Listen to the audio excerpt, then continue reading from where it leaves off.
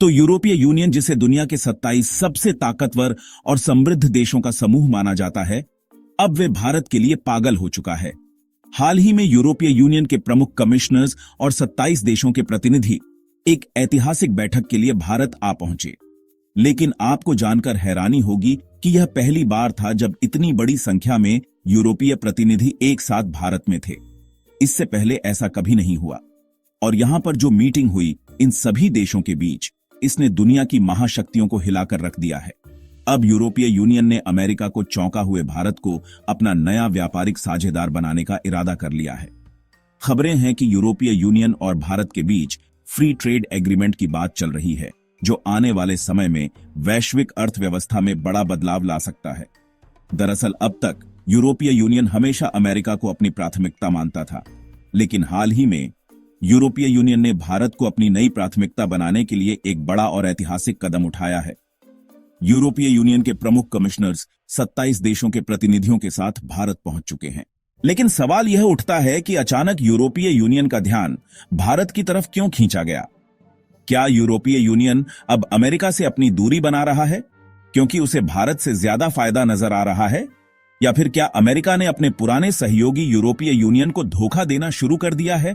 तो इसका जवाब सीधा है, यूरोपीय यूनियन अब अमेरिका से धोखा महसूस कर रहा है। यही वजह है कि वे भारत के साथ नए रिश्ते बनाने की दिशा में कदम बढ़ा रहे हैं, क्योंकि देखा जाए तो आने वाले समय में यूरोपीय यूनियन को अमेरिका से बड़ा नुकसान हो सकता है। इसलिए यह देश अपना पूरा झुकाव भारत की तरफ कर रहे हैं। और जैसा कि सभी जानते हैं कि यूरोपीय यूनियन और संयुक्त राज्य अमेरिका के बीच व्यापार संबंध दुनिया के सबसे बड़े और महत्वपूर्ण आर्थिक साझेदारों में से एक माने जाते हैं।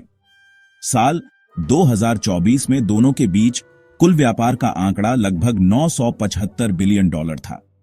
इसका मतलब साफ है कि अगर दुनिया में सबसे बड़ा व्यापारिक संबंध है तो वह यूरोपीय यूनियन और अमेरिका के बीच होता है। इसमें प्रमुख रूप से मोटर वाहन, उनके पुर्जे, मशीनरी और फार्मास्यूटिकल उत्पाद शामिल हैं। लेकिन यहां एक दिलचस्प बात यह है कि संयुक्त राज्य अमेरिका यूरोपीय यूनियन के विशाल बाजार का पूरा फायदा नहीं उठा पा रहा। लेकिन सवाल यह है क्यों? तो आपको बता दें, संयुक्त राज्य अमेरिका और यूरोपीय यूनियन के बीच व्यापार में एक दिलचस्प असंतुलन नजर आता है, क्योंकि 2024 में यूरोपीय यूनियन को अमेरिका से कुल एक्सपोर्ट सिर्फ 370 बिलियन डॉलर का है, जिसमें खनिज, ईंधन, तेल, मशीनरी और कुछ फार्मास्यूटिकल उत्पाद शामिल हैं। वहीं यूरोप से अमेरिका को एक्सपोर्ट किए गए सामान का आंकड़ा कहीं ज्यादा, लगभग 605 बिलियन डॉलर है। इसका सीधा मतलब यह है कि अमेरिका का यूरोपीय यूनियन के साथ व्यापार घाटा लगभग 235 बिलियन डॉलर का रहा है।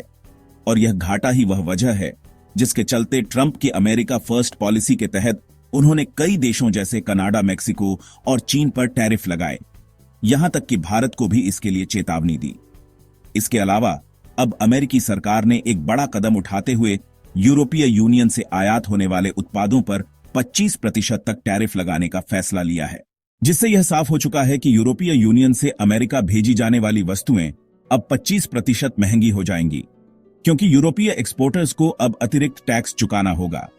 यह यूरोपीय व्यापारियों के लिए बड़ा झटका साबित हो सकता है, क्योंकि इसका सीधा असर अमेरिकी बाजार में यूरोपीय उत्पादों की बिक्री पर पड़ेगा। और देखा जाए तो इसी वजह से यूरोपीय यूनियन अब अमेरिका से दूरी बनाने की दिशा में तेजी से कदम बढ़ा रहा है और भारत को अपना नया व्यापारिक साझेदार बनाने की योजना पर काम कर रहा है। और हाल ही में ट्रेड और टेक्नोलॉजी काउंसिल के तहत हुई एक अहम मीटिंग इसका प्रमाण है, जिसमें यूरोप ने भारत के साथ नए रिश्ते बनाने की रणनीति बनाई है। वैसे तो अभी तक यूरोपियन यूनियन की इस तरीके की मीटिंग अमेरिका के साथ होती थी, लेकिन अब भारत को भी वही दर्जा यूरोप दे रहा है, जिसमें इस मीटिंग के जरिए टेक्नोलॉजी, डिजिटल, क्लीन एनर्जी और डिफेंस कॉरपोरेशन को लेकर भारत के साथ गहरे संबंध बनाना चाहता है। लेकिन देखा जाए तो यूरोप का भारत की तरफ झुकाव सिर्फ अमेरिका द्वारा उनके उत्पादों पर टैरिफ लगाने की वजह से नहीं है, बल्कि रूस यूक्रेन युद्ध के दौरान भी यूरोप को एक बड़ा झटका लगा है। जहां शुरू में यूरोप को उम्मीद थी कि अमेरिका पूरी तरह से उनका समर्थन करेगा, लेकिन अमेरिका ने कई मामलों में उनसे दूरी बना ली। और तो और सबसे चौंकाने वाली घटना तो यह थी कि हाल में अमेरिका ने रूस के साथ एक महत्वपूर्ण नेगोशिएशन किया, लेकिन हैरानी वाली बात यह थी कि यूरोप को इसमें शामिल तक नहीं किया गया। ऐसे में इस घटना ने यूरोपीय यूनियन को यह सिखा दिया कि अपनी विदेश नीति में अमेरिका को ज्यादा प्राथमिकता देना शायद अब ठीक नहीं है। और अब यूरोप के पास दो विकल्प हैं, एक चीन और जहां चीन यूरोप का सबसे बड़ा ट्रेडिंग पार्टनर है, अब यूरोप को यह समझ में आ रहा है कि चीन उसकी आर्थिक और राजनीतिक स्थिरता के लिए एक बड़ा खतरा बन सकता है। और ऐसे में भारत यूरोप के लिए एक बेहतर विकल्प बनकर उभर रहा है। और गौर करने वाली बात यह है कि चीन ने बेल्ट एंड रोड इनिशिएटिव यानी कि BRI यूरोपीय देशों को कर्ज के जाल में फंसा लिया है और साथ ही यूरोपीय यूनियन को तोड़ने की कोशिशें भी जारी रखी हैं, जहां चीन ने कई देशों को अपनी ओर खींचने के लिए रणनीति बनाई है, जो यूरोप के लिए एक गंभीर खतरा बन चुका है। इसके अलावा रूस यूक्रेन युद्ध और कोविड-19 की वजह से यूरोप की अर्थव्यवस्था बुरी तरह प्रभावित हुई है, जहां एक रिपोर्ट के अनुसार 2023 में यूरोप की आर्थिक वृद्धि शून्य रही, जो यूरोप के लिए एक बड़ा झटका माना जा रहा है।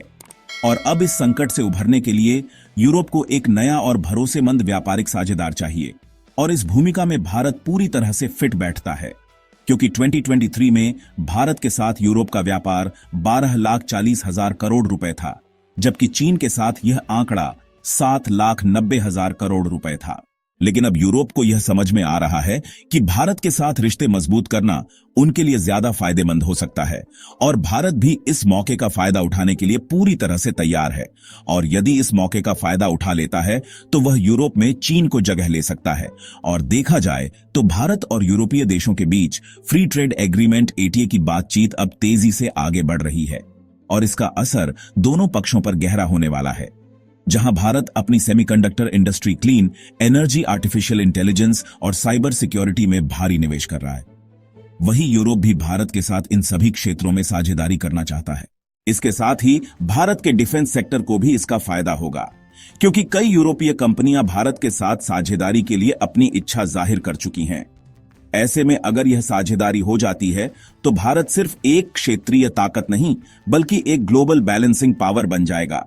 लेकिन इसमें भारत और यूरोपीय यूनियन के बीच यह बैठक एक टर्निंग पॉइंट साबित हो सकती है, जिससे भारत को नए व्यापार अवसर, टेक्नोलॉजी ट्रांसफर और डिफेंस सेक्टर में मजबूती मिलेगी, और बदले में यूरोप को चीन और अमेरिका की निर्भरता से बाहर निकलने का एक सुनहरा मौका मिलेगा।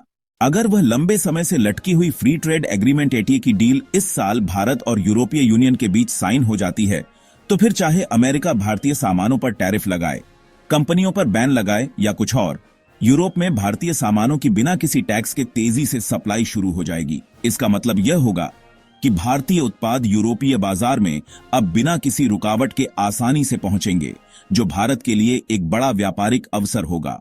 वैसे भारत और यूरोप के बीच हो रहे इस ATA के बारे में आपकी राय क्या है? कमेंट में अपनी विचार जरूर साझा करें, और यदि आपको वीडियो इन्फॉर्मेशन लगी है तो इसे लाइक करें, दोस्तों में शेयर करें और चैनल को सब्सक्राइब अवश्य करें। जय हिंद।